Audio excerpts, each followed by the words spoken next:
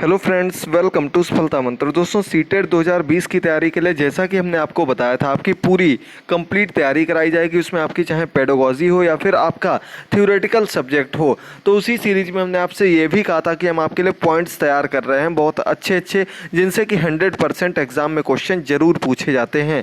तो आज ये आपको दिए जाएंगे 50 इंपॉर्टेंट पॉइंट्स। छोटे छोटे पॉइंट हैं, आसानी से आपको समझ में आ जाएंगे, बिल्कुल क्लियर करते चलेंगे एक एक पॉइंट को। शिक्षा मनोविज्ञान से संबंधित पॉइंट्स हैं और इस पर आधारित आपके कम से कम 4 से 5 क्वेश्चन पूरे पेपर में, पेपर 1 और पेपर 2 जरूर पूछे जाते हैं। तो क्लास को अधिक से अधिक शेयर करिएगा, चैनल को सब्सक्राइब कर लीजिएगा, बेल आइकन को प्रेस कर लीजिएगा। 5 जुलाई तक आपकी पूरी 100% 110 प्लस अंकों की तैयारी हम खुद जिम्मेदारी लेते हैं। बस आपको जितना पढ़ाया जाए सिर्फ इतना ही पढ़ते रहना है आपको, और अच्छे मन से पढ़ते रहना है। चलिए देखते हैं हम लोग पहले क्वेश्चन से, पहले पॉइंट से। तो दिया गया अध्यापक के लिए शिक्षा मनोविज्ञान शिक्षा में किस प्रकार सहायक है, यानी कि सीधे सीधे कहा गया कि शिक्षा मनोविज्ञान का क्या उद्देश्य है। तो दोस्तों, अध्यापक के लिए, टीचर के लिए शिक्षा मनोविज्ञान जो होता है, चाइल्ड साइकोलॉजी जो होती है, एजुकेशन साइकोलॉजी जो होती है, ये बालकों को समझने में सहायक होती है। यानी कि हम बालकों को किस रूप में सिखा रहे हैं, समझा रहे हैं, उसके लिए साइकोलॉजी का ज्ञान होना बहुत ही अनिवार्य है। मेनली आपको प्राइमरी लेवल के बच्चों के लिए चाइल्ड साइकोलॉजी आना बहुत ही ज़रूरी होता है। ये शिक्षण प्रक्रिया में सहायक होती है, बच्चों को सिखाने में मदद करती है कि हम बच्चों को किस रूप में सिखा सकते हैं। इन सभी चीज़ों के लिए बहुत ही इंपॉर्टेंट रहती है। चलिए बढ़ते हैं हम लोग सेकंड नंबर पॉइंट पर। आप अध्यापक बनना चाहते हैं तो अध्यापक बनने के लिए क्या चीज़ होना चाहिए। तो दोस्तों देख लीजिए, दिया गया समाज को आदर्श एवं स्वास्थ्य जीवन प्रदान करने के लिए, यानी कि आदर्श के रूप में जब आप टीचर बनते हैं तो आप जो छात्र होता है उसका आइडियल होते हैं। क्या होते हैं? आइडियल होते हैं, यानी कि आदर्श होते हैं। बच्चा हमेशा अपने टीचर का अनुकरण करने की सोचता है, उसकी तरीके बनने की सोचता है। तो यानी कि आप क्या हैं? अध्यापक हैं, और आप एक समाज का आदर्श हैं, प्रतिबिंब हैं एक आप। ठीक है, क्लियर हो गया। आगे बढ़ते हैं अगले पॉइंट पर। एक शिक्षक के लिए छात्र की बुद्धि लब्धि की उपयोगिता क्या है। तो दोस्तों, बुद्धि लब्धि यानी कि आईक्यू जो होता है बच्चे का, वो उसकी उन्नति को पर निर्भर करता है, यानी कि उसकी उन्नति पर को दर्शाने के लिए प्रयोग में लाया जाता है कि छात्र की उन्नति किस प्रकार की हो रही है, कितना उसने सीख लिया है। ये एक प्रकार से आईक्यू के माध्यम से पता लगता है कि ये बालक किस श्रेणी के अंतर्गत आएगा, मंद बुद्धि है, सामान्य है, प्रतिभाशाली है, या फिर अधिक प्रतिभाशाली है। ये सब कुछ उसकी बुद्धि लब्धि के माध्यम से ही पता लगता है। अगला पॉइंट है, बच्चों या छात्रों के संपूर्ण व्यक्तित्व को समझाने के लिए अध्यापक को क्या आना चाहिए। देखिए, फिर से वही क्वेश्चन कितने घुमाकर पूछा गया। अभी हमने आपको बताया था कि बच्चों को पढ़ाने के लिए, बच्चों को समझने के लिए सबसे पहले हमको आनी चाहिए चाइल्ड साइकोलॉजी, बाल मनोविज्ञान का ज्ञान होना बहुत ही जरूरी है। बिना बाल मनोविज्ञान के हम बच्चों की अंतः स्थिति को, बच्चों के व्यक्तित्व को, उनकी पर्सनालिटी को नहीं समझ सकते हैं। याद करते रहिएगा, एक एक पॉइंट स्क्रीनशॉट ले लीजिएगा, और टेलीग्राम पर जुड़ेंगे तो वहाँ पर अंतिम समय में आपको इनकी लिंक भी दे दिए जाएंगे, इनके वीडियोस के पीडीएफ भी देते रहेंगे, लिंक नीचे दिया गया है। अगला, बालकों को सामाजिक व्यवहार की शिक्षा दी जाती है। क्यों दी जाती है? सामाजिक व्यवहार का मतलब क्या होता है कि बालक को एक तो स्कूल में तो पढ़ाया जाता है, लेकिन समाज में किस प्रकार से बालक जुड़े, अपने आप को समाज से जोड़ सके, इसकी शिक्षा भी दी जाती है। क्यों? क्योंकि विद्यालय में सामाजिक और सांस्कृतिक गतिविधियां की जाती हैं, और उसके माध्यम से ही बालक को सामाजिक व्यवहार के बारे में शिक्षा दी जाती है। और ये शिक्षा इसलिए दी जाती है कि बालक सिर्फ किताबी ज्ञान के बारे में ही ना रह जाए, साथ ही साथ वो अपने दैनिक जीवन में व्यवहारिक रूप में भी लोगों से जुड़ सके। तो इसलिए व्यवहारिक ज्ञान बहुत ही आवश्यक होता है। आगे बढ़ते हैं अगले पॉइंट पर। स्व अध्ययन, सेल्फ स्टडी जो होती है कि आदत के विकास का सर्वोत्तम तरीका क्या है। तो स्व अध्ययन का मतलब सीधे सीधे सेल्फ स्टडी है। सेल्फ स्टडी तब होगी जब बालक स्व प्रेरित होगा, यानी कि सेल्फ मोटिवेट होगा, और छात्रों के सामने स्वयं पढ़ें। जब अभी हमने आपको बताया था, टीचर जो होता है छात्र के लिए क्या आदर्श होता है, और जब आदर्श होता तो यानी कि जब हम स्वयं पढ़ने लगेंगे तो जाहिर सी बात है कुछ बच्चों को तो दिमाग में घुसेगा, कुछ तो वो देखकर पढ़ने लगेंगे, अनुकरण करने लगेंगे, और उनको मोटिवेट करना, उनको सेल्फ मोटिवेट के लिए प्रेरित करना, ताकि वो स्व अध्ययन कर सकें और अच्छे से तैयारी कर सकें, जैसे कि आप लोग कर रहे हैं।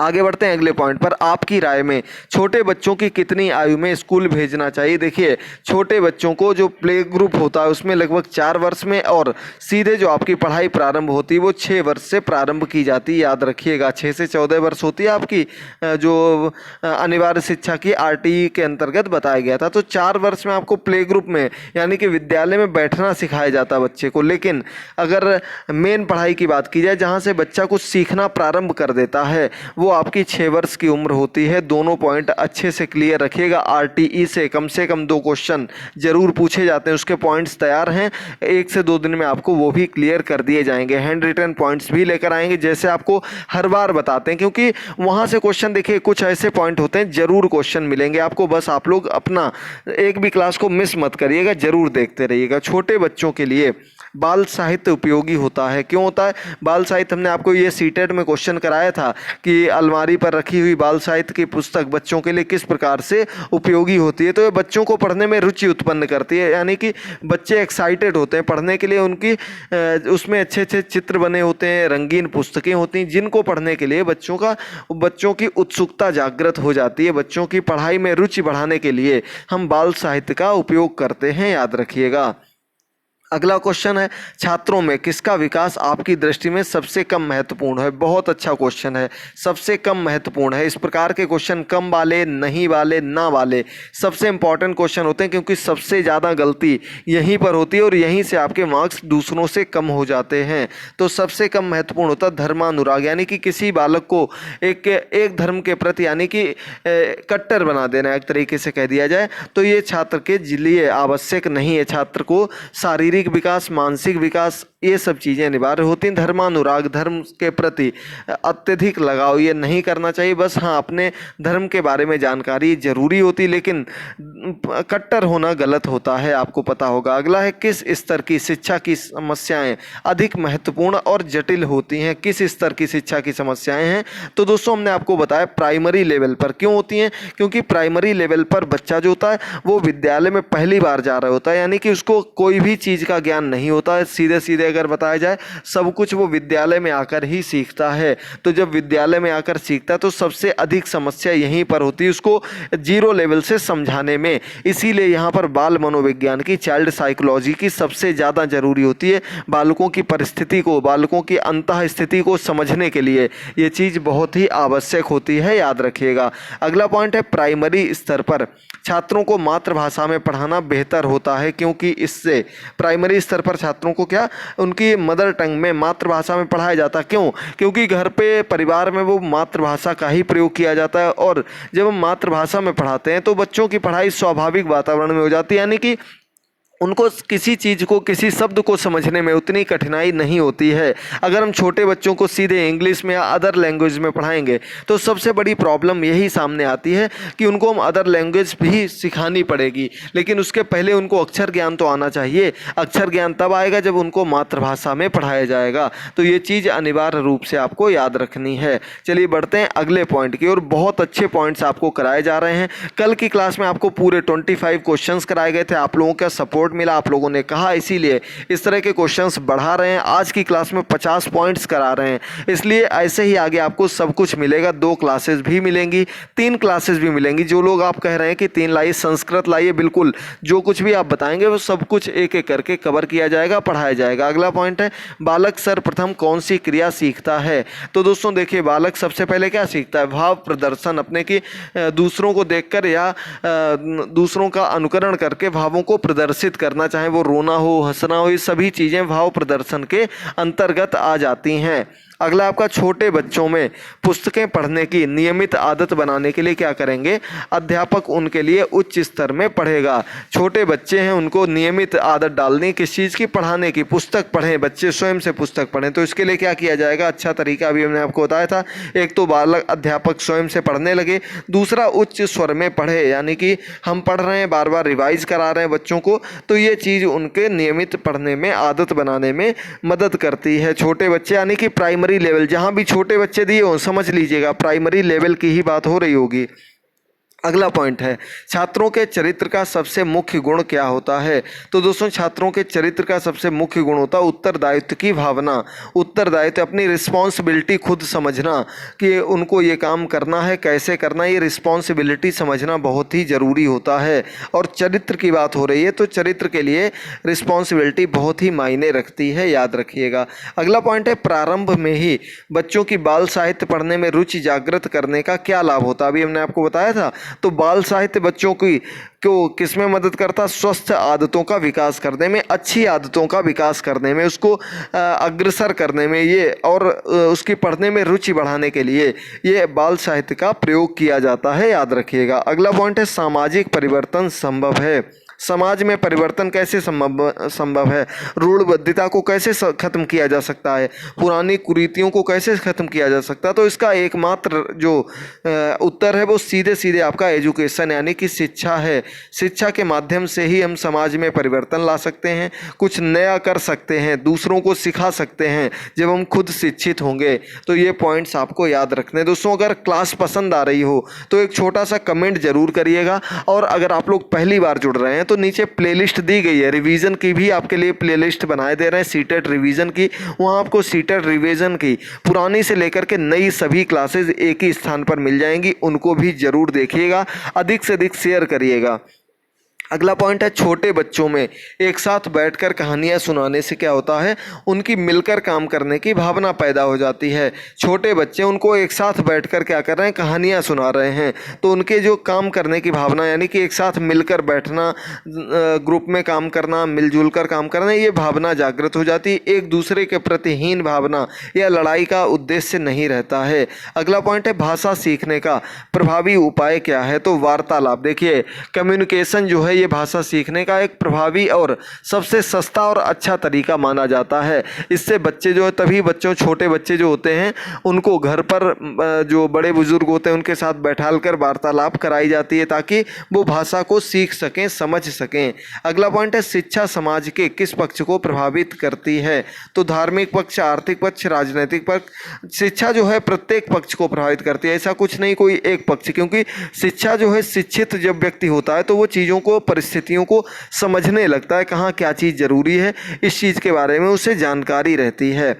अगला पॉइंट, बच्चों का उच्चारण सुधारने के लिए क्या करेंगे। बच्चों का उच्चारण सुधारने से पहले सबसे पहले स्वयं उच्चारण शुद्ध हो, ये बहुत ज़रूरी है। तो शुद्ध उच्चारण जब करेंगे और छात्रों से पुनः बार बार बुलवाएंगे, पुनरावृत्ति कराएंगे, रिवीजन करवाएंगे, तब उनका उच्चारण शुद्ध हो जाएगा। यही तरीका सबसे उचित माना जाता है। अगला, बच्चों की शिक्षा प्रारंभ होती है कहाँ से। तो बच्चों की शिक्षा कहाँ, घर से प्रारंभ होती, परिवार से, माता पिता से प्रारंभ होती। लेकिन एक पॉइंट और आपको यहाँ याद रखना, ये कैसी अनौपचारिक शिक्षा होती है। घर पर बालक जो भी सीखता है ये अनौपचारिक विद्यालय होता है। बालक का पहला विद्यालय घर होता है, लेकिन ये अनौपचारिक होता है, इनफॉर्मल होता है। फॉर्मल यानी कि औपचारिक विद्यालय में ही शिक्षा ग्रहण करता है। ठीक है, क्लियर हो गया, प्रत्येक पॉइंट समझिएगा। आगे बढ़ते हैं अगले पर। कक्षा के मनोवैज्ञानिक वातावरण की जिम्मेदारी मुख्यतः किसकी होती है। तो मनोवैज्ञानिक वातावरण की जिम्मेदारी क्लास टीचर की होती है। किसकी, कक्षा शिक्षक की होती है कि वो किस प्रकार से क्लास को समायोजित कर रहा है, किस प्रकार से लोगों को जोड़ रहा है, किस प्रकार से बच्चे सीख रहे हैं, ये आपकी मनोवैज्ञानिक क्लास आ जाती है। समझ लीजिएगा पॉइंट को, टर्म ये समझनी बहुत ज़रूरी है, क्योंकि आप लोग सीटेट की तैयारी कर रहे हैं तो ये चीज़ें जरूर आपको आनी ही चाहिए। चलिए अगला पॉइंट है भाषा शिक्षण में वाक्यों को शब्दों से पहले पढ़ाया जाता है। शिक्षण का यह सूत्र क्या कहलाता है, किस पर आधारित है। तो दोस्तों ये गेस्टाल्ट प्रयोगों पर आधारित है। गेस्टाल्टवाद मनोवैज्ञानिक आपको बताए गए थे, कोहलर जिसमें थे, कोहलर, कोफ्फा, वर्दाइमर, ये सभी गेस्टाल्टवादी मनोवैज्ञानिक थे और इनके अनुसार वाक्यों को शब्दों से पहले पढ़ाया जाना जरूरी है ताकि बच्चे उस चीज़ के बारे में सीख सकें। अगला आपका पूर्व माध्यमिक शिक्षा क्या है। ये बाल केंद्रित शिक्षा, ये वर्तमान समय में जितनी भी शिक्षाएँ होंगी वो सभी आपकी बाल केंद्रित शिक्षा के अंतर्गत आती हैं, एनसीएफ 2005 के अंतर्गत। किसके अंतर्गत? इसके अंतर्गत बाल केंद्रित शिक्षा को बढ़ावा दिया गया, बालकों को बढ़ावा दिया गया कि वो अपने विचारों को रख सकें। बाल केंद्रित शिक्षा का मतलब होता है कि बालक को केंद्र मानकर उसके प्रश्नों का, जो कुछ भी उसमें प्रश्न उठ रहे हैं उनका उत्तर देना। अगला, संपूर्ण शिक्षा व्यवस्था का आधार स्तंभ क्या है? तो ये प्राइमरी स्तर जो है ये संपूर्ण शिक्षा व्यवस्था का आधार स्तंभ है। सबसे कठिन होता है, मनोविज्ञान का प्रयोग जरूरी होता है, मनोविज्ञान प्राइमरी लेवल के टीचर को आना जरूरी होता है, याद रखिएगा।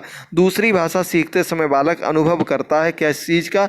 मातृभाषा से दूरी का। जब हम बालक को मातृभाषा पढ़ा चुके हैं और दूसरी भाषा सिखा रहे हैं तो इससे उसे पता लगता है कि मातृभाषा और दूसरी भाषा के बीच में कितनी दूरी है, क्या उसमें अंतर है एक दूसरे के बीच में।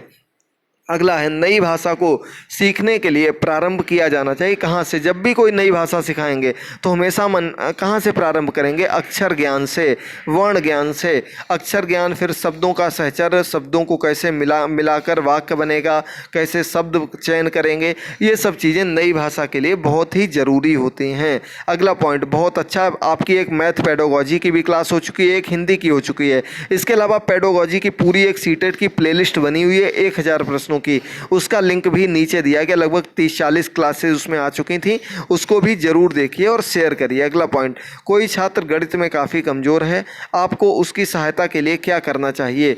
क्या करेंगे? हम उस छात्र से बात करके पता लगाएंगे कि गणित में उसको क्या दिक्कत है और उसे दूर करेंगे। बहुत अच्छा क्वेश्चन है, आपको निदानात्मक उपचारात्मक बहुत अच्छे से बिल्कुल रटा दिया था, इसलिए गलत मत करिएगा। गणित में कमज़ोर है तो मुझसे सबसे पहले मिलेंगे, समझाएंगे, उसकी दिक्कतों को समझेंगे, फिर उनको दूर करेंगे। अगला, शिक्षक को कक्षा शिक्षण के दौरान ऐसे प्रश्न पूछने चाहिए। कैसे प्रश्न पूछेगा? आसानी से समझ में आए, सटीक हों और बहुत लंबे ना हों, यानी कि एकदम टॉपिक से रिलेटेड हों और सीधे सीधे पूछे गए, ज़्यादा घुमावदार ना हो और सटीक प्रश्न हों, ये प्रश्न पूछने चाहिए। ये आपके प्रश्नों पर आधारित जो टॉपिक आता है, अलग चैप्टर आता है, उससे क्वेश्चन है। कक्षा में आपकी अनुपस्थिति के दौरान कक्षा का मॉनिटर किसी शैतानी कर रहे छात्र की पिटाई कर देता है, कक्षा में आने पर आप क्या करेंगे? बहुत अच्छा क्वेश्चन, एकदम सीटेड के अकॉर्डिंग है। हमने कोई मॉनिटर नियुक्त कर दिया है, आप क्लास में नहीं हैं और उसने दूसरे छात्र को मारा है, पीट दिया है शैतानी करने पर, आप क्या करेंगे? मॉनिटर को अलग से समझाएंगे कि किसी भी छात्र को पीटने का कोई अधिकार उसको नहीं है, यानी कि वो सिर्फ टीचर को शिकायत कर सकता है, उसको बता सकता है कि इन्होंने शैतानी की है, बच्चों को समझा सकता है कि ऐसा मत करिए, आपकी शिकायत कर दी जाएगी, लेकिन पीटने का अधिकार बिल्कुल भी नहीं है। इसके लिए उसको दंड भी दिया जा सकता है, याद रखिएगा। अगला, आप कक्षा में पढ़ा रहे हैं, अचानक आप देखते हैं कि किसी की सीट पर एक छात्र टेबल पर सिर रखकर सो रहा है, आप क्या करेंगे? तो उसे ऐसा करने देंगे और बाद में उससे इसका कारण पूछेंगे, यानी कि सिर रखे तो उसे तुरंत डांटने नहीं लगेंगे, पहले परिस्थिति को समझेंगे। हमेशा याद रखिएगा, सीटेट में आपको बच्चे को प्रथम मानना है, बच्चे के अनुसार ही आंसर करना है। आप लोगों ने सोच लिया कि आपकी क्लास में आपके साथ जैसा हुआ है कि आपने टेबल पर सिर रख लिया तो टीचर ने डांट दिया, मार दिया, ऐसा नहीं करना है। हमें बच्चे के अनुसार ही काम करना है कि वो सिर रखे तो रखे रहने देंगे, बाद में हम उससे इसका कारण पूछ लेंगे, ऐसा क्यों कर रहा है। अगला पॉइंट, कक्षा में किसी छात्र द्वारा दिए गए गलत उत्तर को सुनकर अन्य छात्र हंस पड़ते हैं, ऐसी अवस्था में, ये सभी एकदम चुनिंदा क्वेश्चन है आपके सीटेट के लिए, तो हंसने वाले छात्रों को रोकेंगे और उन्हें बताना चाहिए कि कभी कभी सभी से गलती हो जाती है, यानी कि कभी भी दूसरों की गलतियों पर नहीं हंसना चाहिए। अगर ऐसा कोई करता है तो उसको रोकेंगे, तुरंत डांट देंगे उसको और आगे से ऐसी गलती ना करने के लिए समझाएंगे और बताएंगे कि सभी गलती करते हैं, गलती करना सीखने का एक अंग है, यह भी आपको सीटेट में याद रखना है। आपकी कक्षा में कुछ छात्र बहुत तीव्र बुद्धि वाले हैं, कक्षा में पढ़ाई जाने वाली सामग्री में उन्हें कोई चुनौती जैसे बात नहीं मिलती है, ऐसे छात्रों के संबंध में आप क्या करना चाहेंगे? तो बहुत तीव्र बुद्धि के बालक हैं, एक्स्ट्रा ऑर्डिनरी बालक हैं और उनको कोई नई चीज़ सीखने के लिए नहीं मिलती है, तो हम क्या करेंगे? उन छात्रों को विशेष कार्य देंगे जो सामान्य कक्षा के छात्रों को दिए जाने वाले कार्य से मुश्किल हो। अब चूंकि एक्स्ट्रा ऑर्डिनरी बालक हैं तो जाहिर सी बात है हम उनको कुछ स्पेशल काम दे देंगे कि आप ऐसा काम करिए जो कि क्लास से अलग हो, ताकि वो शांत बैठेंगे, अपना काम करेंगे और दूसरों को डिस्टर्ब भी नहीं करेंगे। अगला क्वेश्चन, एक बालक आपके प्रश्न का आंशिक रूप से सही उत्तर देता है, इस प्रकार की स्थिति में आपकी क्या क्रिया होगी, यानी कि एक छात्र है, एक बालक है, वो आपके प्रश्न का आंशिक रूप से सही उत्तर, पूर्ण रूप से नहीं दे रहा, आंशिक रूप से सही उत्तर दे रहा है, तो क्या कहेंगे, बालक के प्रयास की सराहना करेंगे, उसे डांटेंगे नहीं, उससे ये नहीं कहेंगे कि आपका उत्तर गलत है, उसकी सराहना करेंगे ताकि वो आगे भी ऐसे ही प्रश्नों के उत्तर पूछे और जिज्ञासा होने पर प्रश्नों को पूछ सके। अगला क्वेश्चन है, देखिए जल्दी से, हम बिल्कुल एंड की ओर पहुंच गए हैं। उम्मीद करते हैं आपको क्लास पसंद आई होगी। पूरे 50 पॉइंट आपके एग्जाम के लिए बहुत ही इंपॉर्टेंट हैं, चाहे पेपर 1 हो या पेपर 2 हो, ये देख कर ही जाना है आपको एग्जाम से पहले, इतना याद रखिएगा। अगला है, एक कार्य को सीखने का दूसरे कार्य के सीखने पर कोई प्रभाव नहीं पड़ता है, तो ये प्रशिक्षण स्थानांतरण क्या कहलाता है। हमने आपको अंतरण पढ़ाया था, ट्रांसफर ऑफ लर्निंग पढ़ाया था, सीखने का स्थानांतरण। लेकिन क्या कहा गया कि जब सीखने में किसी भी प्रकार की मदद ना की जाए तो वो आपका शून्य प्रशिक्षण अंतरण कहलाता है, जीरो लेवल का जीरो प्रशिक्षण अंतरण, क्योंकि इससे कोई भी ना ही नुकसान हुआ है ना ही फायदा हुआ है। तो दोस्तों अंतिम एक क्वेश्चन और देख लेते हैं, फिर क्लास को यहीं पर एंड करते हैं। देखिए जल्दी से, यदि कक्षा में कुछ बच्चे पढ़ने में कमज़ोर हों और कुछ तेज हों तो अध्यापक के लिए क्या उचित होगा। कमज़ोर बच्चों को स्कूल टाइम के बाद अलग से पढ़ाया, यानी कि उनको एक्स्ट्रा ज्ञान दे दिया जाए, अलग से पढ़ाया जाए, ताकि वो भी सामान्य बच्चों के साथ हो सकें और सीख सकें। तो ये आपके आज के सभी 50 पॉइंट्स कंप्लीट हो गए हैं। उम्मीद करते हैं आपको क्लास पसंद आई होगी, और ऐसी ही डेली क्लास पाने के लिए चैनल को सब्सक्राइब कर दीजिएगा। उसके पास में लगे हुए बेल आइकन पर जब तक आप प्रेस नहीं करेंगे नोटिफिकेशन नहीं आएगा। अन्य नोटिफिकेशन के लिए टेलीग्राम का लिंक नीचे दिया गया, अगर नहीं जुड़ पा रहे हैं तो टेलीग्राम पर जाकर के सीधे आप सर्च में सफलता मंत्र डालिएगा, SAFALTAMANTRA, सफलता मंत्र, आपको पहला लिंक मिल जाएगा, वहीं पर आपको जुड़ जाना है जाकर के। तो क्लास में इतना ही दोस्तों, बहुत बहुत धन्यवाद जुड़ने के लिए। नीचे दिए गई लिंक पर जाकर के तुरंत पुरानी क्लासेस को देखने चलिए। थैंक यू दोस्तों।